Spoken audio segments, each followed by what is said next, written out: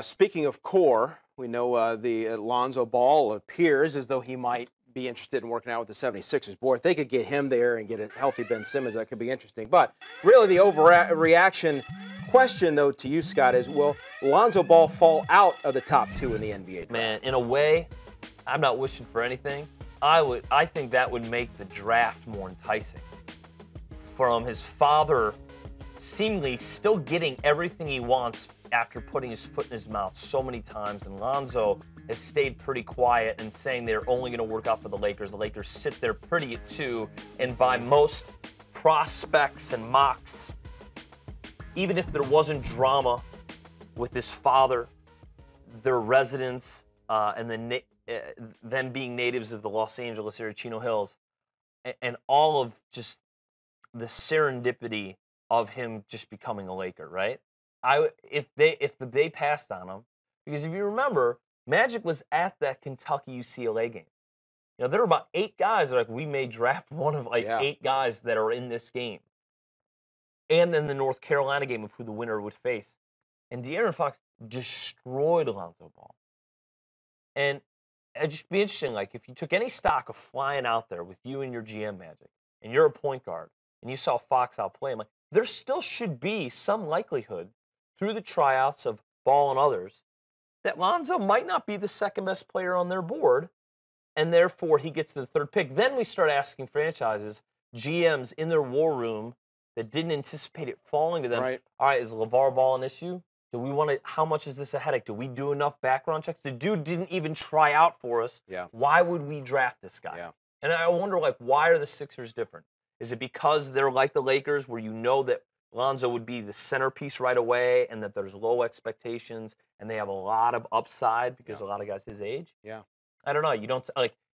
I think it would be disaster for that family if they're like, oh man, he's drafted by the Kings. And the Suns are going to have to get Jackson or Tatum. So, yeah, I think they're starting to realize that they're likely – why would the Sixers not draft him? And that's the other thing. With Brett Brown and Colangelo, all year have said, I know Simmons has been injured, but we're all in on trying to have Ben Simmons be our point guard. Well, then why would Lonzo Ball be drafted? It's going to be pretty interesting. Yeah, it would be odd. But it would be a lot of young talent, and maybe they could survive the circus a little bit more.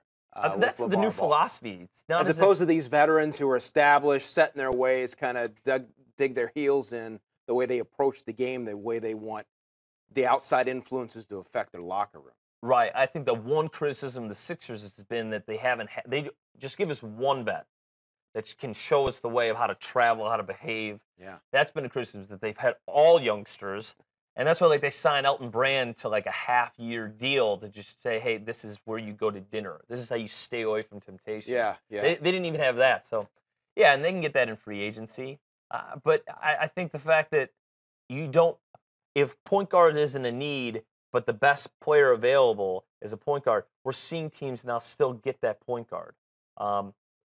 Best player available is trumping need in the last couple of drafts, and I don't think it's going to change here.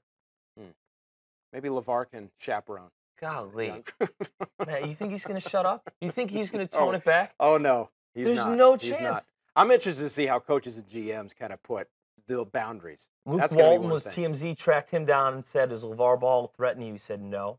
I mean, what else are you supposed to say? Right. And if his other 2 kids flop, then does his swag go away? Because the sad thing is, he's dependent on the success of his children in terms of him being relevant. Right. Right. And that doesn't sound healthy. Oh, You're a father of 4. Oh, yeah. How backwards does that sound? I let them do their thing. Yeah, I try to stay out of the way. I advise them when they ask, and then I let them go. They got to learn your own lessons. I know that on your own. I like that. Scott, thanks very much. Pleasure.